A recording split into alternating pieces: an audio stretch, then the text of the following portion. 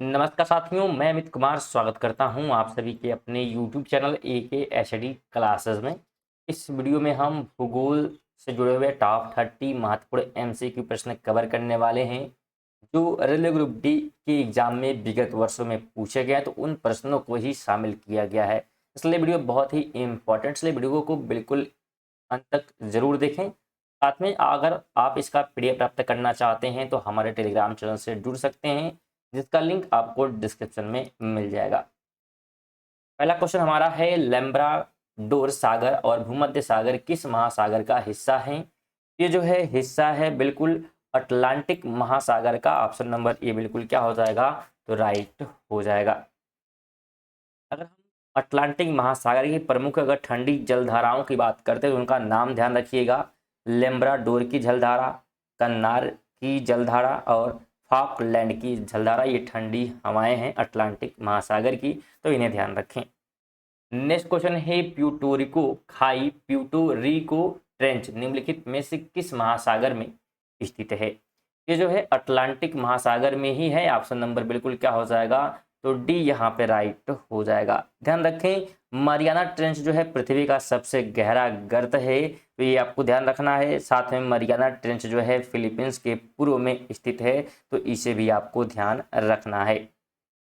3 number है, निम्नलिखित में से कौन सा ऊर्जा का एक पारंपरिक स्रोत है? तो कोयला हो जाएगा इसका ऑप्शन, बिल्कुल ये ऑप्शन क्या हो जाएगा, तो राइट हो जाएगा। अगर हम बात करें तो ऊर्जा जो है एक पारंपरिक स्रोत कोयला है, अगर हम देखें तो। और पारंपरिक ऊर्जा के कुछ स्रोत के उदाहरण की और बात करते हैं, जिसमें पेट्रोलियम, लकड़ी, चारकोल, सूखा गोबर, खनिज तेल और प्राकृतिक गैस क्या है शामिल हैं, तो इनको भी ध्यान रखना है। 4 नंबर है, नहर की एक जल गिरवा यानी कि चैनल जहां पानी को बलपूर्वक उत्थान द्वारा भूमि के ढलान की विपरीत दिशा में प्रवाहित किया जाता है, डैश कहलाता है। तो उसे जो है क्या कहते हैं, तो उसे जो है उत्थापन प्रणाली कहा जाता है। बिल्कुल ऑप्शन नंबर बी यहाँ पे राइट हो जाएगा। अगला क्वेश्चन है, किस श्रेणी को ऊपरी एशिया की रीढ़ के रूप में जाना जाता है? तो ये जाना जाता है काराकोरम श्रेणी को। ऑप्शन नंबर बिल्कुल ए ऑप्शन राइट हो जाएगा। काराकोरम जो है श्रेणी हिमालय पर्वत का एक एक भाग है और इसका प्राचीन नाम जो है कृष्णगिरी तथा काराकोरम किरगिज भाषा का शब्द है, जिसका अर्थ होता है काली भूर भूरी मिट्टी। और इसका विस्तार जो है भारत, पाकिस्तान तथा चीन में है। इसे उच्च एशिया की रीढ़ भी कहा जाता है। अगर हम ध्यान से समझे तो भारत के जो है उत्तरी पर्वतीय प्रदेश को निम्नलिखित भागों में बांटा गया, जिसमें हम देखें तो ट्रांस हिमालय, बृहद हिमालय और आंतरिक हिमालय तथा लघु हिमालय या मध्य हिमालय या बाह्य हिमालय अथवा शिवालिक हिमालय भी कहा जाता है। साथ में उत्तरी पूर्व हिमालय, तो इन भागों में क्या किया गया है, विभाजित किया गया है 5 भागों में। 6 नंबर है, समुद्री निकायों और समुद्र में डैश पानी होता है, तो क्या होता है, तो इसमें जो है खारा पानी होता है। बिल्कुल ऑप्शन नंबर ई यहाँ पे राइट हो जाएगा।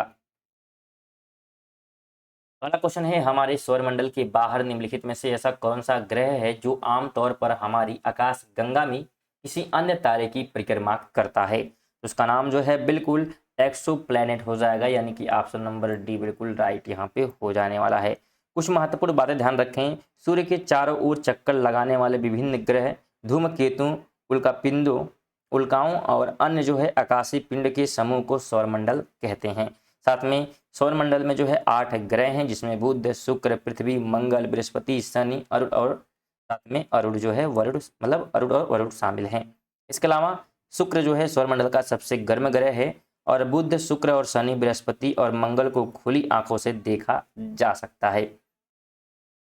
8 नंबर है, किस प्रकार की मिट्टी में पानी की अधिकतम मात्रा बनी रहती है? तो ये बनी रहती है चिकनी जो है मिट्टी में। ऑप्शन नंबर बिल्कुल ये यहाँ पे राइट हो जाएगा। आगे बात करें तो महावेली गंगा डैश की सबसे बड़ी, सबसे लंबी नदी है, तो कहाँ की है? तो ये जो है बिल्कुल श्रीलंका की है। ऑप्शन नंबर डी यहाँ पे राइट हो जाएगा। 3 है, अरब सागर का कौन सा द्वीपीय देश भारत का पड़ोसी है? तो द्वीपीय देश की यहाँ पे बात की जा रही है, तो मालदीव हो जाएगा, यानी कि ऑप्शन नंबर ए बिल्कुल राइट हो जाएगा। ध्यान रखें, दक्षिण में जो है समुद्र पार हमारा पड़ोसी देश मालदीव है, जो लक्षद्वीप समूह के दक्षिण में स्थित है और यह जो है अरब सागर में है। मालदीव अरब सागर में स्थित है और मालदीव के जो है 1200 प्रवाल द्वीपों में से केवल 202 द्वीप पर ही निवास है। 11 है, उस भूमि का वैज्ञानिक नाम क्या है जिस पर फसलें उगाई जाती हैं? तो उसे जो है कहते हैं कृषि भूमि। बिल्कुल ऑप्शन नंबर क्या हो जाएगा? तो ये यहाँ पे राइट हो जाएगा। 12 है, नहर निर्गम केनाल आउटलेट के कमान क्षेत्र में पानी के समान वितरण की एक प्रणाली है। तो ये प्रणाली जो है कैसी है? तो वारबंदी है। बिल्कुल ऑप्शन नंबर बी यहाँ पे राइट हो जाएगा। 13 नंबर है, महासागर का उथला हिस्सा जो एक या उससे भी कम की औसत ढाल दर्शाता है क्या कहलाता है? तो ये जो है कहलाता है महाद्वीपीय ताक। बिल्कुल ऑप्शन नंबर देखें तो सी यहाँ पे राइट हो जाएगा। स्टूडेंट अब तक जो है आपके ज्योग्राफी के लगभग 200 से अधिक क्वेश्चन क्या है कराए जा चुके हैं सिर्फ ज्योग्राफी के। तो बिल्कुल अगर आप वीडियो को स्टार्टिंग से देखते हुए आ रहे हैं, प्लेलिस्ट बना हुआ रेलवे ग्रुप डी का, अगर आप उसे देखते हुए आ रहे हैं तो आपके सभी क्वेश्चन जो है जो एग्जाम में पूछेंगे उनको क्या है कवर कराए जा रहे हैं। तो जिससे आपकी तैयारी जो है बेहतरीन तरीके से चलती होगी। उम्मीद करते हैं आप लोग कमेंट बॉक्स में बताएं कि आपको वीडियो जो है कैसी लगती है, जो कि टॉपिक वाइज जो है दी जाती है और ये प्रश्न सभी जो है पेपर में पूछे जाते हैं। तो बिल्कुल वैसे प्रश्न ही यहाँ पे लिए गए हैं। अगला क्वेश्चन है, सिंधु नदी समझौता 1960 में जो हुआ था, ठीक है, के अनुसार भारत सिंधु नदी प्रणाली का कितना पानी इस्तेमाल कर सकता है? तो भारत जो है इस्तेमाल कर सकता है बिल्कुल 20% जो है। ऑप्शन नंबर बिल्कुल ए यहाँ पे राइट हो जाएगा। हालांकि वर्तमान में जो है कुछ तनावपूर्ण स्थिति के कारण जो है अभी ये समझौता जो है भारत ने तोड़ दिया है। तो देखते हैं, अभी तो फिलहाल युद्ध विराम कहा गया है कि समझौता होने वाला है 12 तारीख को भारत और पाकिस्तान के बीच, जो कि सिंदूर जो ऑपरेशन चल रहा था उसके तहत युद्ध भी रोका गया है। देखिए क्या होता है आगे। चलिए आगे हम बात करते हैं। 13 नंबर है, निम्नलिखित में से किस महासागर के मध्य में टोरेस जलद मरुमध्य स्थित है? ये जो है स्थित है बिल्कुल प्रशांत महासागर में। ऑप्शन नंबर ए बिल्कुल राइट हो जाएगा। 15 नंबर है, निम्नलिखित में से कौन सा वनों की कटाई का परिणाम नहीं है? परिणाम हमसे पूछ रहा है तो ऐसे क्वेश्चन जो है बिल्कुल आप पढ़कर ऑप्शन दे सकते हैं आंसर इसका। तो वायुमंडल में जो है ऑक्सीजन के स्तर में वृद्धि, वन कटाई से क्या ये चीजें होंगी? तो बिल्कुल नहीं होंगी, ये आपको ध्यान रखना है। अगला क्वेश्चन है, निम्नलिखित में से कौन सा पारिस्थितिकी तंत्र का एक अजैविक घटक नहीं है? अजैविक घटक की बात नहीं कर रहा है तो जीवित जीव हो जाएंगे। बिल्कुल ऑप्शन नंबर सी राइट हो जाएगा। ठीक है, अगर ये अजैविक घटक नहीं है तो कौन से घटक है उसे आप कमेंट बॉक्स में जरूर बताएंगे। 18 नंबर है, वैकल्पिक पंक्तियों में उगाई जाने वाली विभिन्न फसलें निम्न का उदाहरण है। तो किसका उदाहरण होती हैं? ये जो है उदाहरण होती हैं, बिल्कुल ध्यान रखिएगा, अंतर फसल का। बिल्कुल ऑप्शन नंबर ए यहाँ पे राइट हो जाएगा। अगला क्वेश्चन है, निम्न में से क्या मिट्टी को उपजाऊ बनाता है? तो मिट्टी को जो है उपजाऊ बनाते हैं खनिज और कार्बनिक पदार्थों का सही मिश्रण।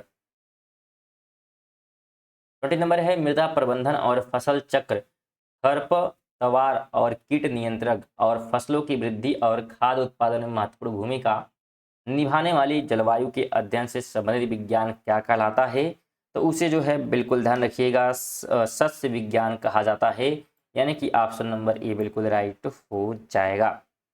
अगला क्वेश्चन है, पृथ्वी की सतह के नीचे सबसे नजदीकी खनिज केवल डैश प्रक्रिया द्वारा खोदकर निकाले जा सकते हैं। तो कैसे? तो ये जो है उत्खनन के माध्यम से, यानी कि ऑप्शन नंबर बिल्कुल क्या हो जाएगा?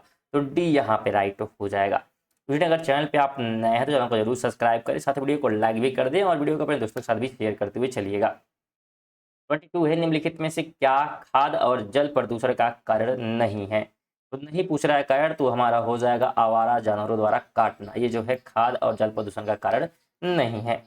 अगला क्वेश्चन है, निम्नलिखित में से कौन सा बंदरगाह या टर्मिनल प्रशांत महासागर में स्थित नहीं है? पूछा हमसे, तो बिल्कुल नहीं है। तो रियो डी जेनेरियो जो कि कहाँ पे है? तो ब्राजील में स्थित है। ये जो है बंदरगाह बिल्कुल प्रशांत महासागर में स्थित नहीं है। कहाँ पे है? तो अटलांटिक महासागर की गुआनाबारा खाड़ी के पश्चिम तट पर जो है ये स्थित है। तो इसका स्थिति भी ध्यान रखें। 24 है, हिंद महासागर विश्व का डैश महासागर है? तो क्या है? तो ये जो है बिल्कुल तीसरा सबसे बड़ा महासागर है। ऑप्शन नंबर बी क्या हो जाएगा? तो राइट हो जाएगा। 25 है कि ओमान की खाड़ी और लाल सागर निम्न महासागर का हिस्सा है। ये जो है किसका हिस्सा है? तो हिंद महासागर के हैं, यानी कि ऑप्शन नंबर बिल्कुल डी यहाँ पे राइट हो जाने वाला है। अगला क्वेश्चन है, निम्नलिखित में से किस महासागर का सबसे गहरा बिंदु जावा गर्त है? तो ये जो है हिंद महासागर का ही है, यानी कि ऑप्शन नंबर बी बिल्कुल राइट यहाँ पे हो जाएगा। याद रखिए जावा गर्त जो है, जिसे सुंडा गर्त के नाम से भी जाना जाता है, जो हिंद महासागर में स्थित एक समुद्री खाई है, और हिंद महासागर में जो है डायमेटिना गर्त भी अवस्थित है, तो इसे भी ध्यान रखें। साथ में दुनिया का सबसे जो है गहरा गर्त मारियाना गर्त है, जो प्रशांत महासागर में स्थित है, तो इसको भी बिल्कुल याद रखते हुए आगे बढ़ते हैं हम लोग। 27 है कि चावल की उपज के लिए डैश की आवश्यकता होती है, तो इसके लिए जो है आवश्यकता होती है बिल्कुल उच्च जो है तापमान, उच्च आर्द्रता और वर्षा की आवश्यकता पड़ती है। आगे बात करें, धौलागिरी डैश में स्थित हिमालय की एक पर्वत चोटी है, तो कहाँ पर स्थित है? ये जो है नेपाल में है, बिल्कुल ऑप्शन नंबर सी यहाँ पे राइट हो जाएगा। ध्यान रखें धौलागिरी पर्वत चोटी जो है वृद्ध या महान हिमालय का भाग है, और विश्व की सबसे ऊंची चोटियाँ जो है महान हिमालय में ही पाई जाती हैं। महान जो है वृद्ध हिमालय की प्रमुख अगर हम पर्वत चोटियों की बात करें, जिसमें माउंट एवरेस्ट, कंचनजंगा, मकालू, धौलागिरी और नंगा पर्वत शामिल हैं। 29 है, उस सीमा क्षेत्र को क्या कहते हैं जहां से महासागर के तापमान में तेजी से गिरावट आती है? तो उसे जो है ताप प्रवणता कहते हैं, यानी कि थर्मोक्लाइन कहा जाता है, बिल्कुल ऑप्शन ए राइट हो जाएगा। 30 नंबर है, निम्नलिखित में से कौन सी महासागरीय धाराओं की विशेषता नहीं है? विशेषता नहीं है बोला है तो डी वाला हो जाएगा कि उसकी उनकी जो है कोई निश्चित दिशा नहीं होती है, विशेषता नहीं है, बाकी सभी विशेषताएं हैं। इसको आप पढ़ सकते हैं, पीडीएफ प्राप्त कर लेंगे आप हमारे टेलीग्राम चैनल से, जिसका लिंक आपको डिस्क्रिप्शन में मिल जाएगा।